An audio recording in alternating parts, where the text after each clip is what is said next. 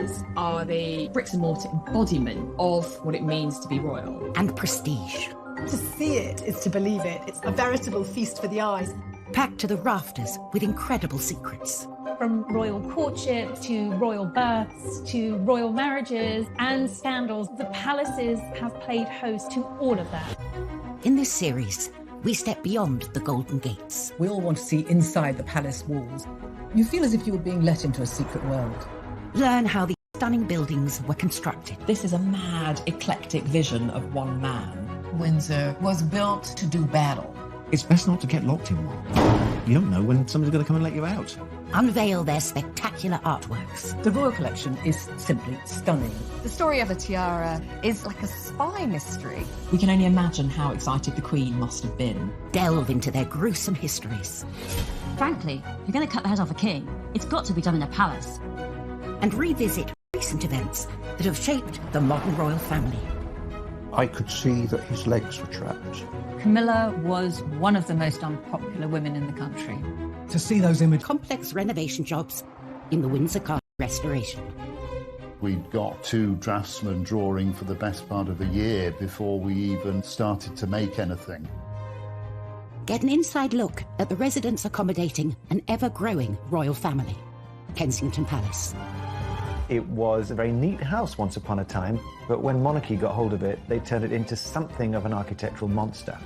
Uncover the secrets sewn into the Queen's most iconic outfit. Hartnell actually added a wonderful secret detail, which is a little 4-leaf shamrock.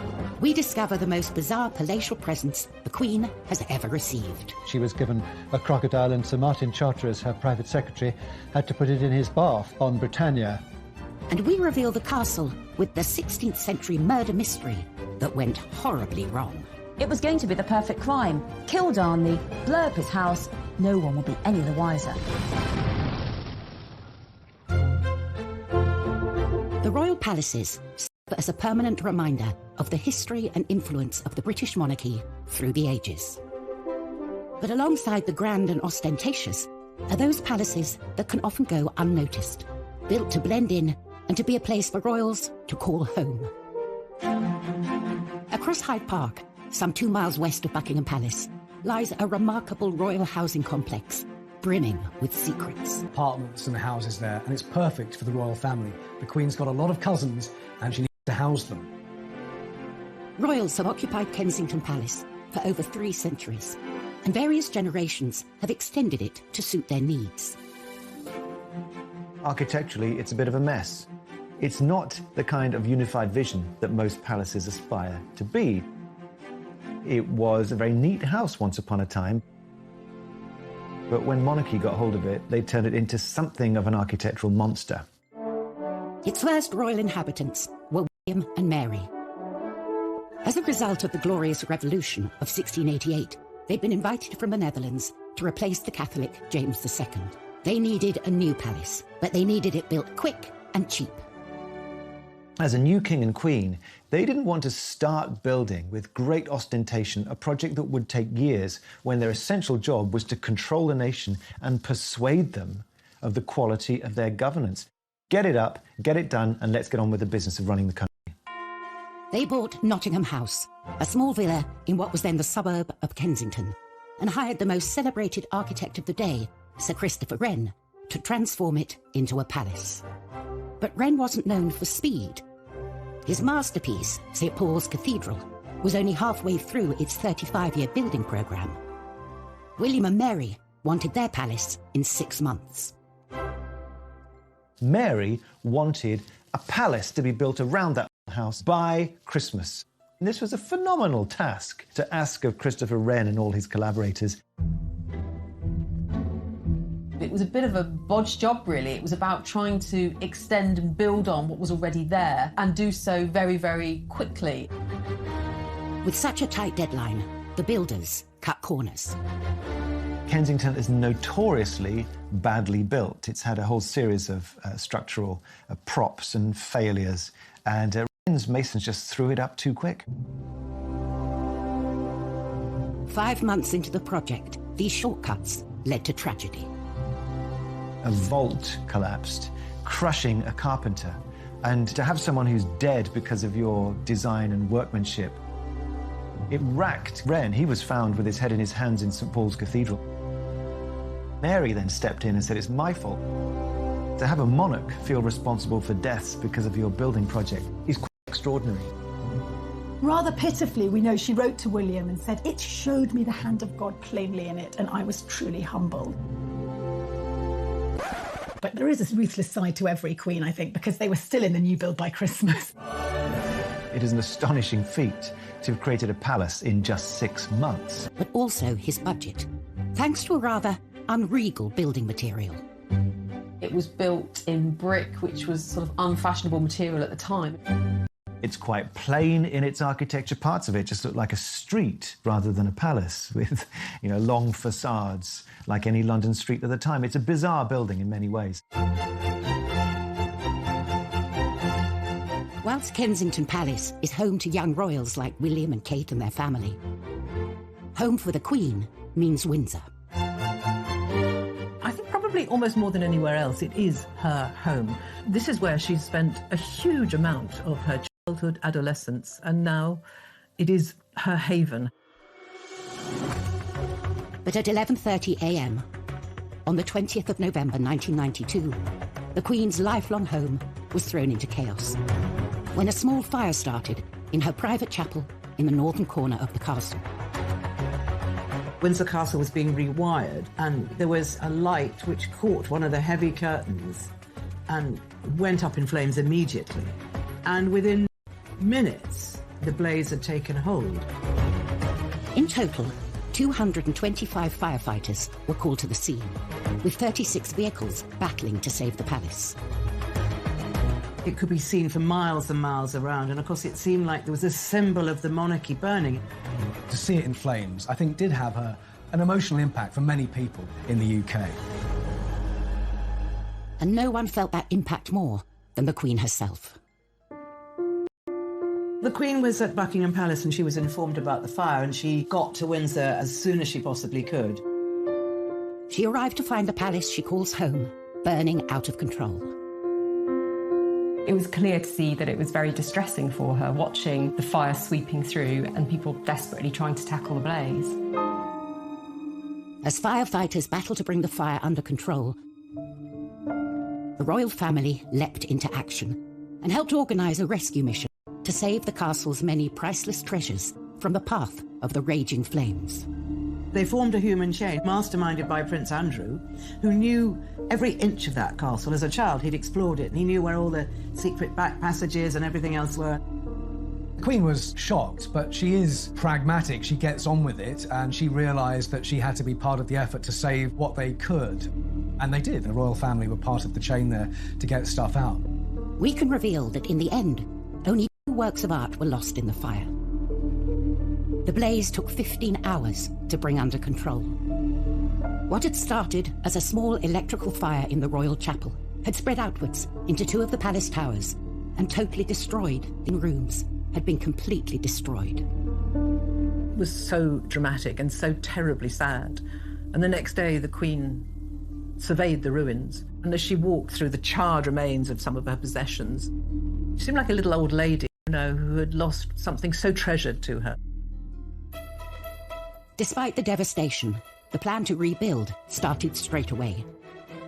There was a competition for the redesign, won by a firm of architects who worked with oak specialists, Venables Brothers. We'd got 2 draftsmen drawing for the best part of a year before we even started to make anything. Initial reports suggested repairs would cost up to £60 million. It could take 10 years for the castle to dry out. Once you've got the job, you realise the size of the task that you've undertaken. And the question of exactly what form the reconstruction would take involved some controversial decisions.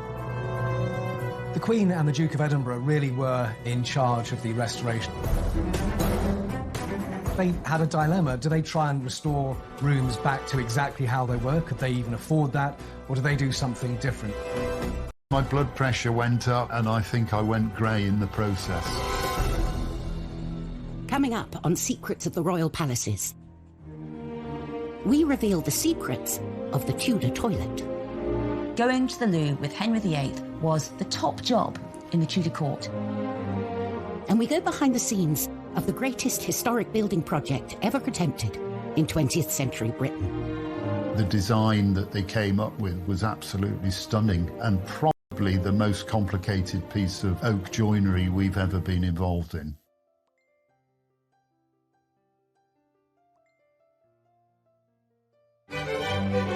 Refurbishing royal palaces is a time-honoured tradition as young royals set up their homes. The Duke and Duchess of Cambridge converted offices in Kensington Palace into their new apartment. Charles and Camilla spruced up Clarence House when they moved in. And Meghan and Harry reportedly spent £2.4 million overhauling Frogmore Cottage. But these renovations pale in comparison to the monumental task that faced the royals at Windsor Castle. In November 1992, a devastating fire ripped through Windsor Castle, destroying more than 100 rooms. From the ashes came a radical plan to rebuild the castle, a plan the royal family would personally take charge of. There was a restoration committee headed by Prince Philip, who was extremely good at organising all these things. Central to the renovation was a redesign of the room at the epicentre destroyed. But rather than rebuild it, they came up with a whole new concept: the octagonal lantern lobby. Chuck Venables and his brother were the oak specialists chosen to take on the job. The design that they came up with was absolutely stunning and probably the most complicated piece of oak joinery we've ever been involved in. The shaped ribs were so difficult to draw as they changed shape. We had to form them in plasticine. And there was no getting away from the palace residents. Prince Philip has always been very keen on design, and he's extremely artistic. I'm sure he had plenty to say. I remember the first time I met Prince Philip on site. It was very pleasing to talk to him and see that he understood what we were doing and wanted to make sure that it was put back properly. After 18 months of hard work on the lantern lobby, all that remained to be fitted was the pièce de résistance, the lantern itself. For Chuck, this was a heart-in-mouth moment. We'd never actually got the chance to check that the lantern or the lid would fit onto the roof, so we were all very, very nervous. To add to the pressure, the boss decided to check on their progress. The Queen opened a window and started to watch what was going on. So, of course, everybody was absolutely petrified.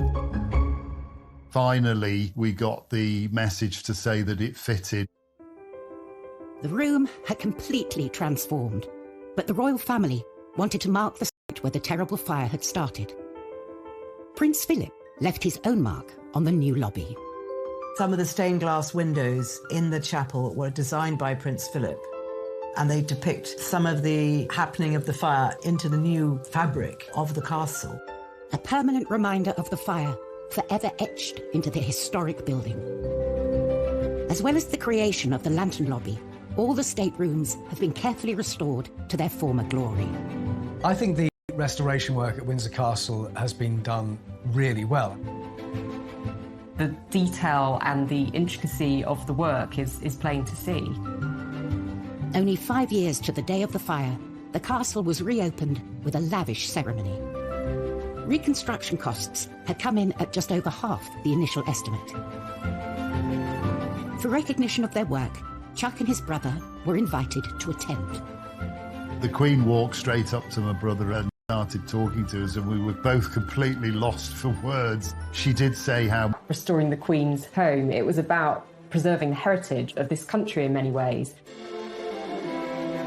When you look at the pictures of what it was like after the fire and how it looks now, I think the restoration there has been fantastic.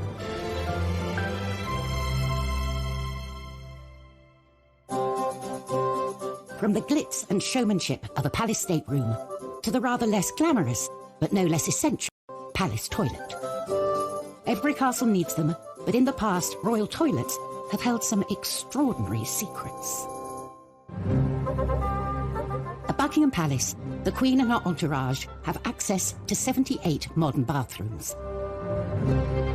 In the time of Henry VIII, what you did in the privy said a lot about you. Henry VIII's court numbered around 1,000 people, from nobles to servants, and they created the most huge Tudor mountain of human waste you can imagine. And that's why so often Henry VIII was always moving palaces. He moved between Whitehall, Richmond, Hampton Court, Windsor Castle, so that one poor palace could have some time to be clean. And also in the summer, he went off to nobles' houses, so they had to sort out all his big, dirty, waste-creating court. And apparently within a couple of days of the palace being filled by the courtiers, already the walls were black, it was sooty, it was grimy, and there was lots of unwashed bodies. But the worst of all was the human waste. Let's face it, Henry VIII, he liked those giant royal banquets every night, those Tudor meat feasts, and next morning it was one massive rush for the Tudor loo, and it was often called the Great Easement. And there was a real hierarchy of the toilet at Henry VIII's court. For the poor people, they had a group toilet, 14 or so people going to the loo together, and it was a bit like sitting together on a tube train, and all the waste fell into the moat, so it wasn't really very hygienic. The worst job of all was the royal gong scourer, or the royal toilet cleaner, all day long cleaning up toilets. The next one was the aristocracy, the nobles. They used private lavatories. At the top was Henry himself, who had a velvet box that travelled with him. And when Henry used his royal box, he was attended by what was known as the groom of the stool to help him onto the loo, and also any ablutions that might be needed while Henry was using the toilet. This job got more and more difficult as every man wanted to be the groom of the stool, because you got to talk to the king one-to-one in his intimate moment, and you could tell him what your family wanted in terms of money. So going to the loo with Henry VIII was the top job in the Tudor court. Lucky, lucky you. Henry VIII's vast appetite for food was matched by his appetite for ostentatious palaces, and he wasn't the only one. King George I was out to impress with his extravagant interior design decisions. Kensington Palace was created by Sir Christopher Wren by extending and redesigning Nottingham House. It was done on a budget and in a hurry. From outside, it looks unremarkable, but within its walls lies another world. Once inside, you must think, so this is what it is. This only reveals itself to those privileged enough to come inside. It is a hidden labyrinth of diverse and, on occasion, wonderful rooms. These extraordinary interiors came about during the reign of King George I. Finding Kensington very agreeable, George decided against a dramatic remodelling. Instead, he opted to create the illusion of grandeur through some clever painting. Controversially, he hired painter William Kent, who'd never worked on a royal palace before. I think the choice of William Kent is interesting. He undercuts the royal painter by several £100s. And he's an outsider. He's a sign painter from Yorkshire. George's gamble on Kent paid off. For the last 300 years, visitors to the palace have been immediately immersed in the colourful world of the Georgian court. Kent, by 1724, had turned Wren's boring old wooden panelled staircase into a trompe-l'oeil, a trick of the eye feat of mural painting, in which you have a great arcade with all of the characters of court in their extraordinary dress. There are over 40 from the court, and one of them is Kent himself. He shows himself with his mistress. The lively scene also includes some of the lowlier members of the court. Mehmet and Mustafa were Turkish prisoners of war who became trusted servants to George I. Mehmet was the only person who was to look after his piles, so that's a particular badge of honour. And you'll also spot Peter the Wild Boy, a child who was found wild foraging in the woods in George I's native Hanover. It's always been a bit of a game. Who were these players on the walls? And you can, of course, go and see them today and try and work it out for yourself. George now had rooms fit for a king, but Kensington Palace presented another problem. There was no room to accommodate his mistress. Melis' Stick-like character was known as the maypole. The maypole had to have new accommodation, so the masons arrived, the brickmakers, and up was thrown a new courtyard for her accommodation. With her self-contained apartment complete, the king would visit the maypole, regular as clockwork, between 5 p.m. and 8 p.m. every day. In many ways, I suppose George I might be said to be a king who had his cake and wanted to eat it. So the layout, I guess, reflects this rather self-indulgent character of George. The creation of this courtyard is just another element thrown up in Kensington in a long series of revisions and afterthoughts and immediate needs. It was a labyrinth. Later generations have made good use of George's additions to Kensington Palace. In 1981, Charles and Diana moved into the same building that had been home to the maypole. After Diana's death, the apartments were converted into office space and staff quarters, and haven't had a royal resident since. Coming up in Secrets of the Royal Palaces, we reveal the strange practices that went on in the Kensington Palace orangery. Queen Anne ended up using it as the place where she performed the age-old practice of touching for the Queen's evil. And we reveal the mysteries behind the Holyrood Palace murder.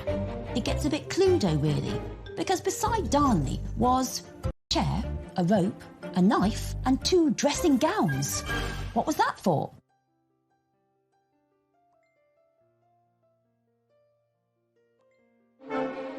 Since the reign of Queen Victoria, Buckingham Palace has been the monarch's HQ, a symbol of the prestige of royalty.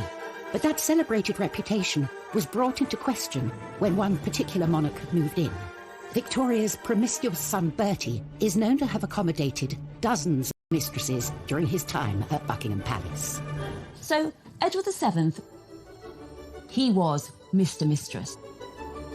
Let's put it that way. There was mistress after mistress. He was known as Edward the Caresser because there were so many of them.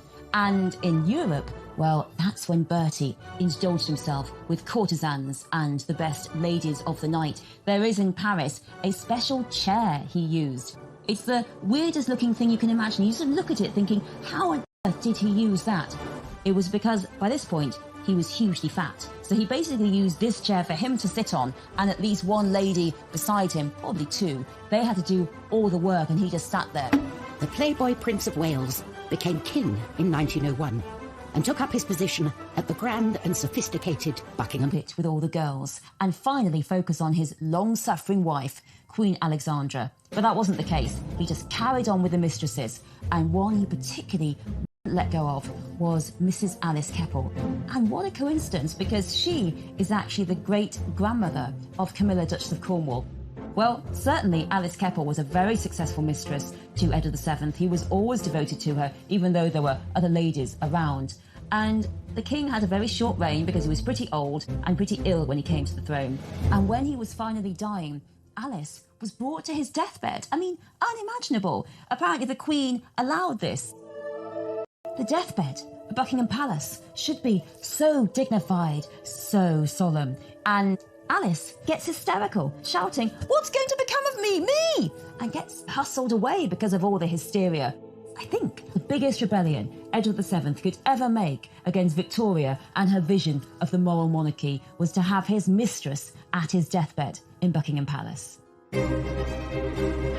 Buckingham Palace, like many others, belongs to the Crown, passed on from one monarch to the next. With so many palaces to their name, it's up to the monarch to decide who lives in them. There's one palace that's proved incredibly popular with the family and houses more royals within its walls than any other. Kensington Palace. For over 300 years, it's been something of a royal housing estate. Kensington Palace is one of the most populated palaces and also one of the most popular palaces with the royals. You've got the Cambridges at apartment 1A, Princess Eugenie and her husband Jack Brooks back there. And the Gloucesters, I mean, the royals are very much packed in to Kensington Palace. It's like a little royal village in the centre of Kensington. Over the centuries, the palace has been altered to accommodate the extended royal family. But its most impressive building wasn't built for a royal. Its purpose was to grow fruit trees in. The orangery was commissioned by Queen Anne in 1704. It was all about housing her exotic plants, in particular her citrus trees. She was very worried that they were going to get frostbite. But, you know, being a queen, she didn't just stick up a greenhouse. Anne instructed that her orangery should be both functional and beautiful. What she managed to achieve there was something harmonious, beautifully organised, very clearly functional, purposeful. It had ducts made of brick underneath the floor so that hot air would be swept in and would allow these oranges and citrus to grow throughout the winter. The interior had fine plasterwork, the exterior very beautifully modelled brickworks. It's a building designed to be seen. Costs for the orangery more than doubled during construction. Inside, to see it is to believe it. It's absolutely delightful. It's a veritable feast for the eyes. So lovely was Queen Anne's new orangery that she found it too good to use only for gardening. She ended up using it as a ballroom and also as the place where she performed the age-old practice of touching for the Queen's evil.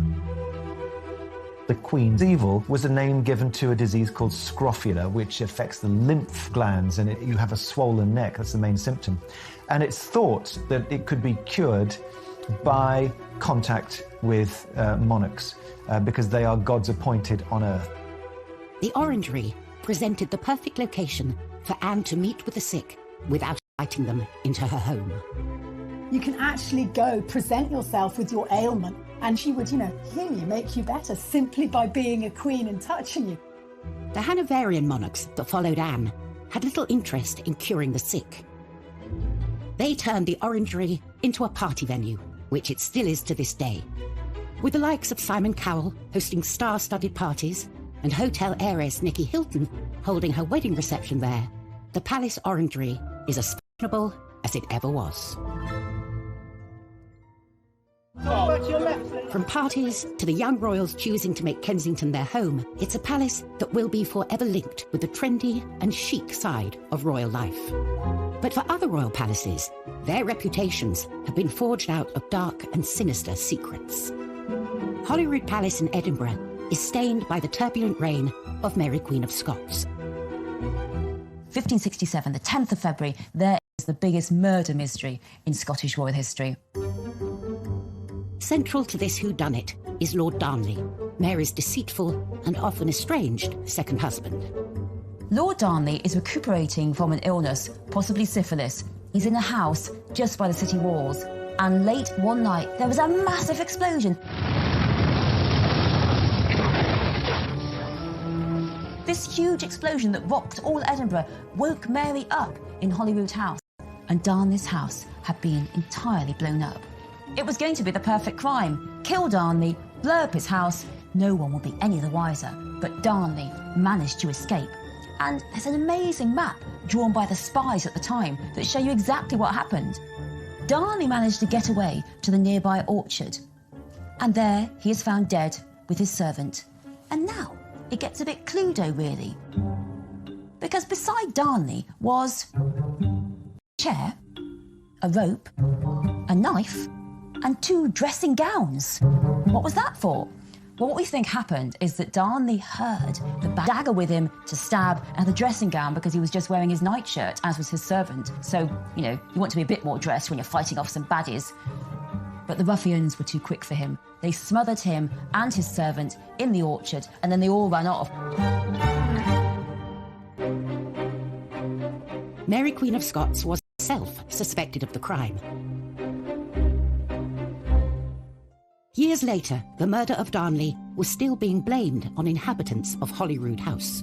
During the Victorian period, the maids said to visitors that there was a Darnley bloodstain, and they used to charge visitors a couple of pennies to go and look at this Darnley bloodstain, but actually they'd put it on themselves. So if you ever go to Holyrood House and you're offered a chance to see the Darnley bloodstain, it's going to be made out of red food colour.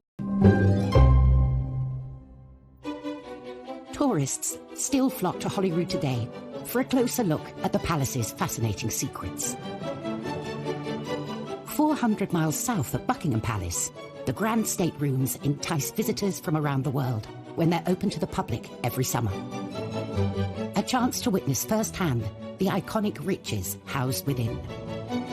Clothing is such an important part of the major events in our lives, and when it's done well, it communicates everything that is really important at that precise moment to the wearer and to the occasion. The 2nd of June, 1953, Elizabeth II's coronation. For the first time, the whole ceremony, as well as the famous appearance on the Buckingham Palace balcony, would be televised. With the eyes of the world on her, it was essential she had the right dress. A dress so special, it would have secrets sewn into its very fabric. The Queen's coronation dress is just stunning. There's no other way to describe it. It was made by the leading British couturist at the time, Norman Hartnell. Elizabeth knew this dress would go down in history, and she proved a very hands-on client. The 4 national emblems of England, Scotland, Ireland and Wales were already going to be included. The Queen came up with a rather wonderful suggestion to also include emblems for each of the dominions over which she was becoming Queen.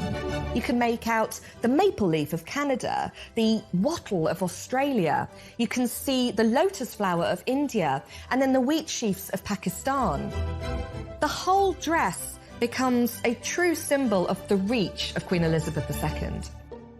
Hartnell loved the young Queen's ideas, but they didn't see eye to eye on everything. Originally, Hartnell represented Wales, but more official Welsh symbol of the leek. Despite the Queen's attention to detail, there was one secret that Hartnell managed to sneak past her. Unknown to the Queen, Hartnell actually added a wonderful secret detail, which was a little 4-leaf shamrock, which she placed on her left skirt, just underneath where her hand would be resting in the ceremony.